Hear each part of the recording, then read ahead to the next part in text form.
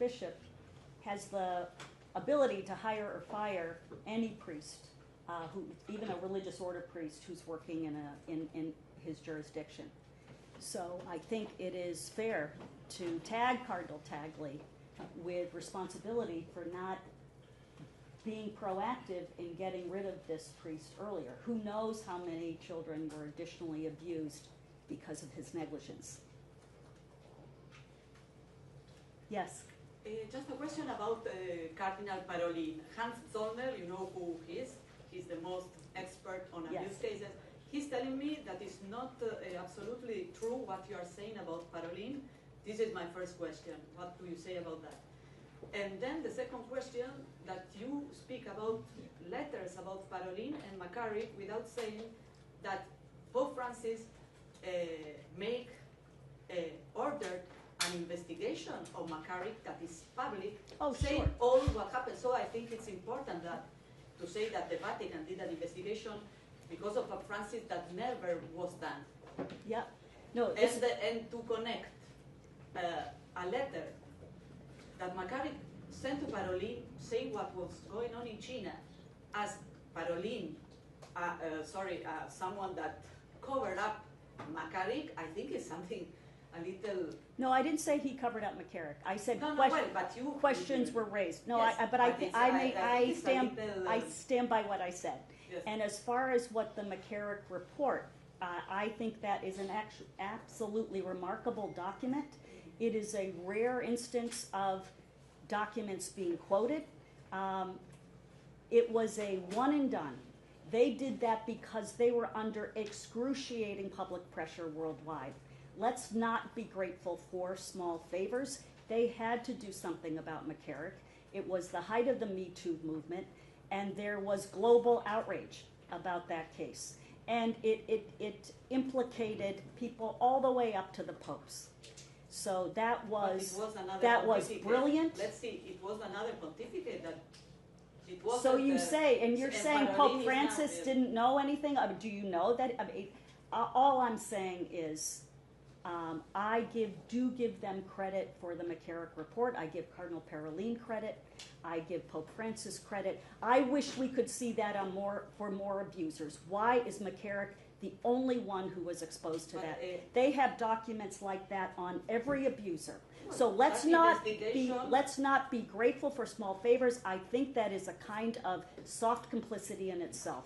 We should expect more of this institution. No, what I wanted to say is that that investigation made clear that the big cover-up was when Pope John Paul II. Another Secretary of State was there, yes. Not Parolin. I'm not defending Parolin. I am not saying Cardinal Parolin is responsible for McCarrick. I'm just saying that he was a Secretary of State when Cardinal McCarrick was traveling to China, and did he... Let Cardinal Parolin say, did he say something to Pope Francis? Did he say, why do we have this guy with all those allegations against him and this huge file on him? Why do we have him representing us? He has travel restrictions on him put by Pope Benedict.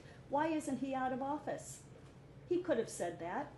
And what about Zollner saying that is not true what you're saying? I have tremendous respect for Hans Zollner. I just would need to understand what exactly he means by that. I don't have enough context. Yes, Polly. I have another question to Michael. Michael, what would you, if the new Pope invites you to the Vatican, what would you say to him? What victims expect from the new pontiff? Firstly, I attended the Safeguarding Conference in 2023. I went there as bravely as I can with my whole family there. On the first day of the conference, we had a mini group, and then they asked me what expectation I have of the conference. You see me now as bravely as I can facing you, but believe it or not, I broke down. I wasn't able to stop myself from crying because finally, after 20 plus years, we are being heard. I don't know about abuse cases in Australia, in New Zealand, in the US, in Ireland, and somewhere else. But as far as the Philippines is concerned, this is the only time 2020s that we are being heard. So I will tell the new Pope, whoever he is, please continue listening to us. If you could hear the voices of the victims in New Zealand, whose population, entire population of the country, Catholic population, is just as the same as the Catholic population of the Archdiocese of Cebu, one of the archdioceses of the many archdioceses in the Philippines. They were able to see many more victims than the entire Philippines. There are voices here crying, asking for help. And I will ask the new Pope, hear us, listen to us. I think that would be the first step, the first right step of what this new Pope should do. Yes. Just to continue the question of my colleague of the AFP, you give two names today. That means you have no evidence of covering up or non-proactive attitude by other papabili. Oh, no, it doesn't mean that. I was just focusing on the front runners today. So Yes. why do you focus on those two once there are other front runners? Yes, because we only have some, I mean, we are here for the next week. We will be doing more in the next week, yeah. We'd rather cover them In more depth. completely and in depth Yeah. than just little. How do you Yes, think each this one. could influence now? Because now the Cardinal is still reading newspaper, etc. Do you think this could influence? Well, of course you think this could influence because Well, if not, if you would Well, not we can hope, yeah. I can't predict. You if know, it- there's in fact- another thing that we're trying to do, which is we're trying to let the Catholic population of the world know what they're getting into. I think it's so many people are focusing on their positive attitudes about different positions, but they don't focus on what isn't being done. And our job this week is to let them know, to be the voice of survivors and the voice for children in what needs to change. By the way, it's so warm in here, and this is Dr. Ann Hagen-Webb. She's a psychologist who treats clergy abuse survivors and a survivor herself. I really encourage you to talk to her afterwards, and she has this really interesting speech to read about a very shocking document that is on the website of the Catholic Bishops' Conference of the Philippines. I fear that it's just uncomfortably warm in here. But Anne can talk to you afterwards or and email her piece to all of you. Keep in mind that abuse guidelines are not posted on the Catholic Bishops' Conference of the Philippines, but this pastoral exhortation that essentially talks about the culpability, the child is not unwilling in his own abuse, is one of the lines on it. What? Yes. Yes, can I just say a few? Yeah, please. Let me just say a Go few ahead, Ann. things about it. As Ann said, I'm a survivor of priest abuse myself, and I'm a psychologist specializing in it. I'm on the board of Bishop Accountability. I'm sorry. I'm on the board of Bishop Accountability, and in the past I was the New England coordinator for SNAP, Survivors Network of Those Abused by Priests. There are no guidelines published on the Philippines website of either the Catholic Bishops' Conference of the Philippines or the Archdiocese of Manila. But there is this document called the Pastoral Exhortation on the Pastoral Care and Protection of Minors. In it, it blames the family, it blames the children, and it encourages forgiveness of the priests. It actually says, and I can read you quotes, but I'll send this to you. Well, read a couple of quotes, Ann, and now that we've gotten into Okay. it a little bit. When it actually says that it's as bad, It hurts the victims and the perpetrators alike. And here's a quote. It most grievously hurts those whose trust was betrayed, but it also hurts those who are supposed to be trusted. Those who trust find their trust betrayed. Those who are supposed to be trusted no longer enjoy the unqualified confidence of those who once trusted them. And later on, it urges forgiveness of the priests. It blames the families for not keeping a Christian household or instilling good moral values in the children. It says there's a hypocrisy that when parents of abused and exploited children readily judge others, though these may in fact be deserving of judgment, when they as parents have failed to do what the church teaches to be their obligation in respect to children. And what about the part that I referenced about the child is not an unwilling I'm participant? getting to that. Okay. It blames the child for bad habits and dangerous inclinations and bad friends. It actually accuses them of contributing to their abuse. And here's a quote. A victimized child is not necessarily one against whose will, a victimized child is not necessarily one against whose will atrocities have been visited. A victimized child is not necessarily the passive partner of an exploitative relationship. Children, therefore, can learn and acquire conduct that may contribute to their own exploitation. Now, I want to be clear on this. This is a... So can you repeat that part? Not necessarily what? It says, children, therefore, can learn and acquire conduct that may contribute to their own exploitation. They literally blame the children for being abused. This exhortation is not totally confined to clergy sex abuse. It's about all kinds of abuse, but then they talk about clergy sex abuse and talk about forgiving the priest who's an abuser. It is extraordinary. We studied the abuse crisis worldwide. I've never seen anything like it. And Which year was done this document? 2016. 2016, yeah. And and it's, when wrote it? When the Cardinal Tagle no, was, an the archbishop Cardinal wrote it. Do you have his name there? He was the Archbishop of, hold on a second. The Archbishop, I don't have his name down because it didn't. So the Tagle way that it wasn't was, there, no? He was the Archbishop of Lingayen Dagapon, which is. How do you pronounce that, Michael, or Shay? The Archbishop of what? Lingayen Dagupan. Lingayen. Lingayen. And was Lingayen. this Villegas, the Solomon Villegas? Is that the Archbishop? I didn't Okay. write it. Sorry, but Tagle wasn't Archbishop of Manila in 2016. Yes, he was. He was? Mm-hmm. Yes, he was. He was from 2011 to 2019 or 20. Well, we're talking about the document of the bishop.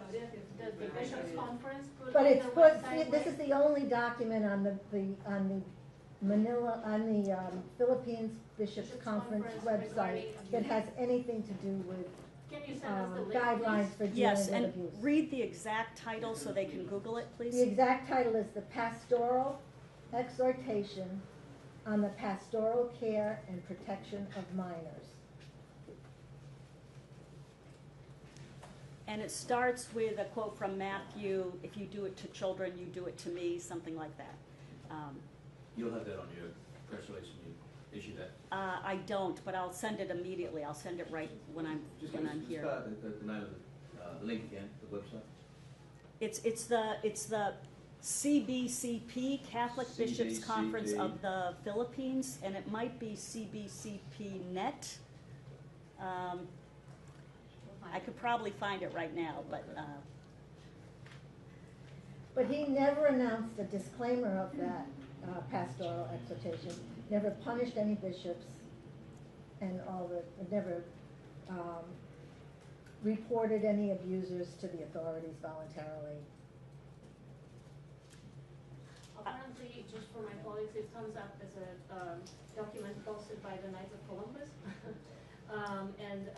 It's there. When you type the title and then put the Philippines and the CBC, whatever you said just now, Yes. it comes up first. So it's easy.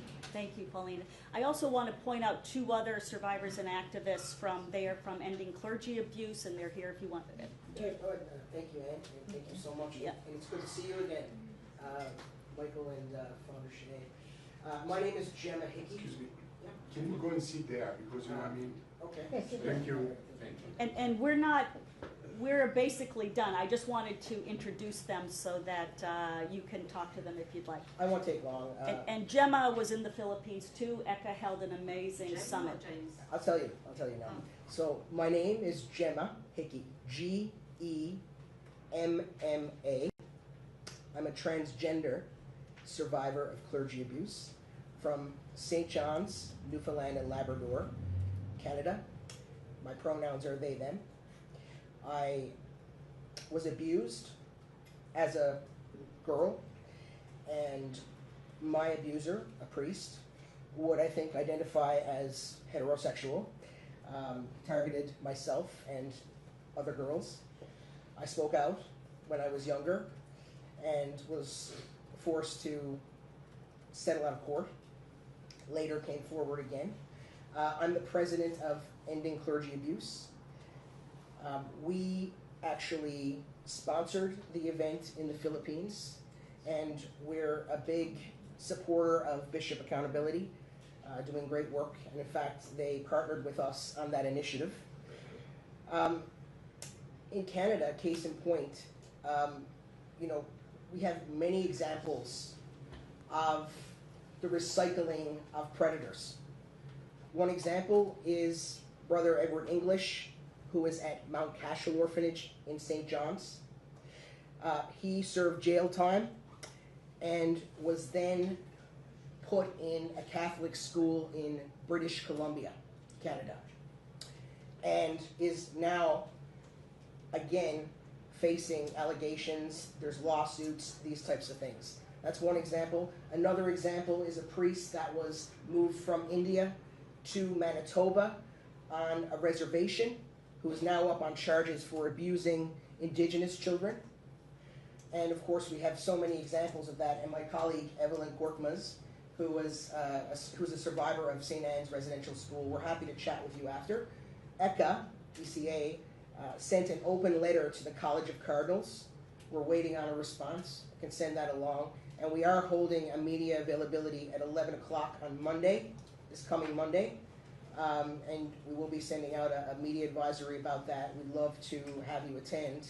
The location is to be announced, but we're available for comment afterwards. And just thank you for your time. Thank you, Anne. Thank you, Jim. And thank you, Michael, for being so brave. Our focus in ECHA will be now in the developing world, where people are targeted, and there's so much abuse and secrecy. And so, we want the next pope.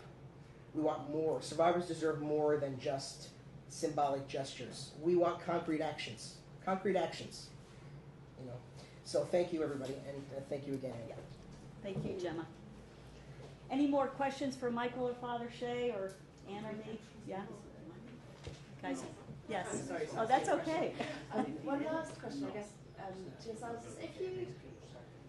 If you had to kind of give us a sense of it, what portion do you think of the cardinals who'll be voting in this conclave have been implicated in some way or covered up or involved in the cover-up of sex My abuse? goodness.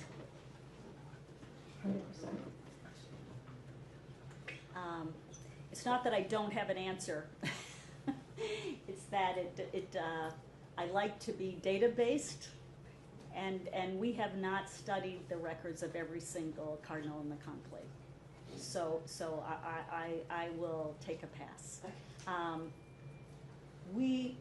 Let me just tell you, more and more I'm seeing bishops act in extraordinary ways. And in the United States, there's a bishop in Wyoming who sought out victims of his predecessor. The case was dead. There was no outward scrutiny. He just said, you know what, I don't like the fact that that Bishop Hart has never been punished. I know you were abused. Well, it turns out Bishop Hart had 18 victims. And the actions of this Bishop Stephen Biegler, single-handedly revived that case. The police looked into it again. He demanded, the bishop demanded that the Vatican look into it again. They found, they let Bishop Hart off the hook completely, and Bishop Biegler was outraged, and he published a statement saying, "We stand by the victims, we believe them." I don't know anything else about Bishop Biegler's record, but there's like an archbishop in the U.S. who said to his predecessor, who was an abuser, this is in the Archdiocese of St. Paul and Minneapolis, "You're not allowed here anymore." He didn't have to say that. What I'm saying is we are seeing more and more examples of courage that give us hope. And that is what we're looking for in the next pope. Have any of them called out an abuser, went and stood by a victim when the cameras weren't on him, or got rid of a priest, or got rid of a brother bishop, called him out. If they have those stories, I hope they will proudly tell them, because we would applaud. And you guys have been incredibly patient. I had no idea this room would be so ill-suited to this. But Michael and Father Shea, I cannot thank you enough. It's getting late there. Thank you. Thank you. Thank you all, too. Thank you all for coming. Thank you. Bye. Thank you. If there's anybody that I didn't get your email address that you'd like. Thank you so much. Yes, let's just send you. Yes, I can. And Tom, you're on my list. Okay. Yes. I'll sit here. Okay. Hi, I'm Bruno from the French Public Radio. Can I be headed on the list for the dogs? Yeah, I would love that. Thank you. Sure, sure. And make a short one to Thank you. Yeah, where are you from again? Oh, of course. That's it. Yeah. And No, thank you. this is your number? That is my number. Yes. Mobile one? Yes. Okay, so I can And join. WhatsApp. And WhatsApp, okay. An email, I guess. Be careful, don't trip. Good luck. Thank you, Stefano. I will see you. Hi, Barbie. How are you? Just a question on. Sure.